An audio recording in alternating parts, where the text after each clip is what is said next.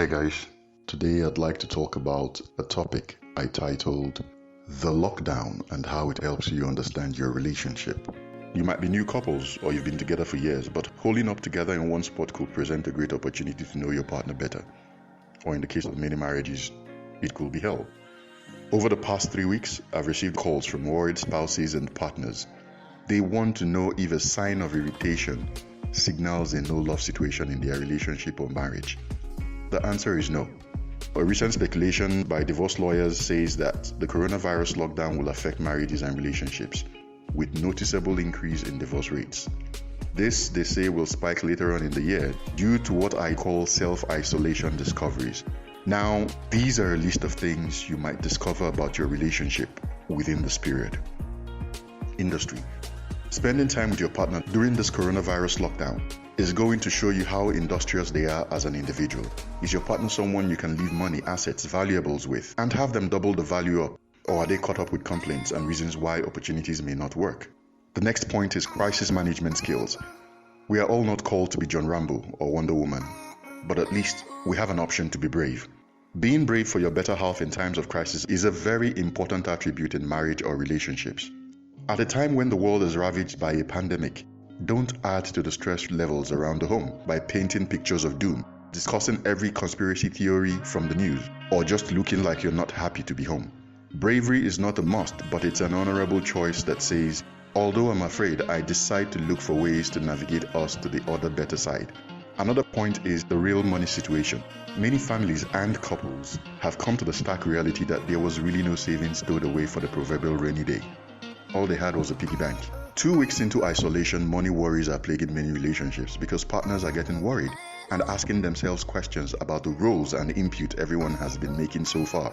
Without overstating the obvious, this will be the second highest reason many relationships and marriages will break up further down the line. Fights are erupting in homes over money and trivial issues. Ladies, at this point, allow me to soothe your fears a little. You see the man you married, he's on the journey of self-discovery, and waking up one day and discovering money stowed away isn't enough is part of that journey. This is where your role as a helpmeet and source of encouragement for him kicks in. Look beyond the obvious and see those things that made you love him when he had nothing. Make him see those things for himself too. Going for the next available woman or man for financial gain is the worst self-evaluation technique ever. And please, don't ever convince yourself you did it for the family, because that's not true. Stay and help your partner through the maze without compromising their ego or compromising yourself. Another important point that a lot of marriages are noticing is that they have poor, if not zero, communication. You remember how much of a communicator you thought you were before COVID-19 struck? Here comes the boom. Because a bulk of your relationship needs communication to survive. Rather than pretend that you're caught up with a lot of work, invest more time in improving communication. Remind your wife or husband of the love you have for them, or simply take her on a balcony date where the both of you just relax to a bottle of wine, Coke, or just enjoy your company without the kids.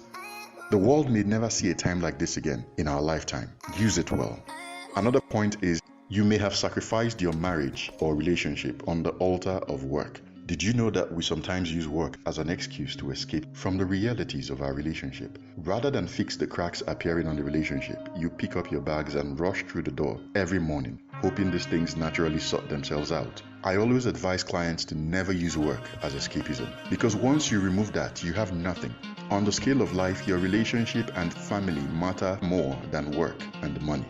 Use this period to begin making up for the lost time.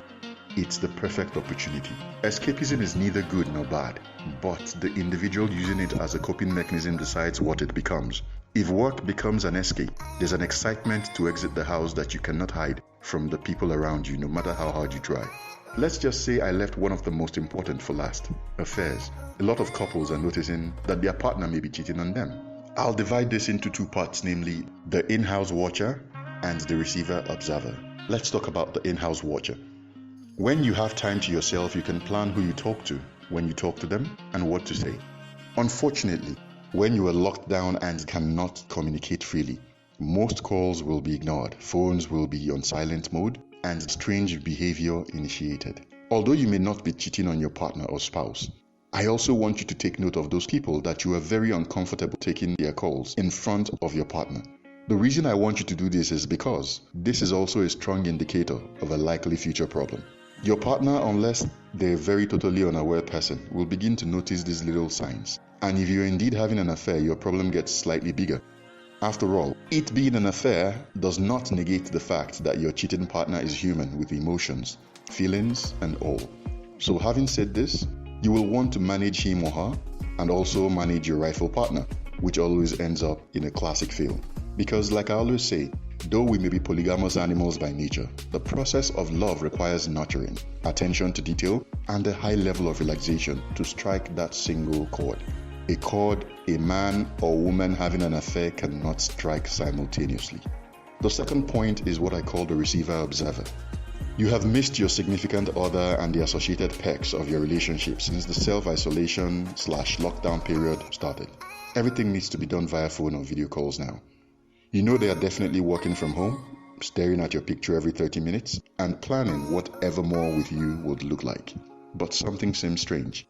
The amount of time at their disposal isn't commensurate anymore to the time being apportioned to you. The energy squeezed into those 10-minute daily calls seems lost because, though it's 20 minutes now, the flavor is gone, discussion plateaued, and everything mundane. In fact, if you didn't know better, you would say something was wrong. Let's approach this from 3 angles. Firstly, your partner has a lot of time on their hands and more think time. When people begin consciously thinking, they initiate a prioritizing process that suddenly rearranges things. Some of the signs are withdrawal from activities that used to be their regular. Most of us, if not all of us, have a lot of think time on our hands with the lockdown period. Whether you decide to use it or not is irrelevant, but the fact remains that we all have a lot more time on our hands. Secondly, finance is a key factor, which many boos and bays will rather die than admit to it being an issue. They are on lockdown and their self-preservation instincts have kicked in. So they need to watch their cash flow and their expenses very carefully, which unfortunately includes phone calls and data. I'm sure you get the point. Lastly, you may be part of a harem of potential suitors or options, and apportioning resources in times like this is hell, because everyone must be contacted to keep equilibrium. No one wants to imagine this, but many relationships are at the point of tipping this period due to this point here. My advice is that you call your partner and inform them of your observation rather than stew in suspicion, because once you actively go searching for clues that point to a partner's infidelity, you most definitely will find something, whether true or contrived. As always, I hope this piece helped someone somewhere. Try to enjoy the lockdown period and utilize it as a period of self-discovery for yourself, your spouse, and family. Knowledge, they say, is power, but I say in its right application lies real mastery. As always, I remain Temple Obike until we meet again on the next topic. Stay strong, stay safe.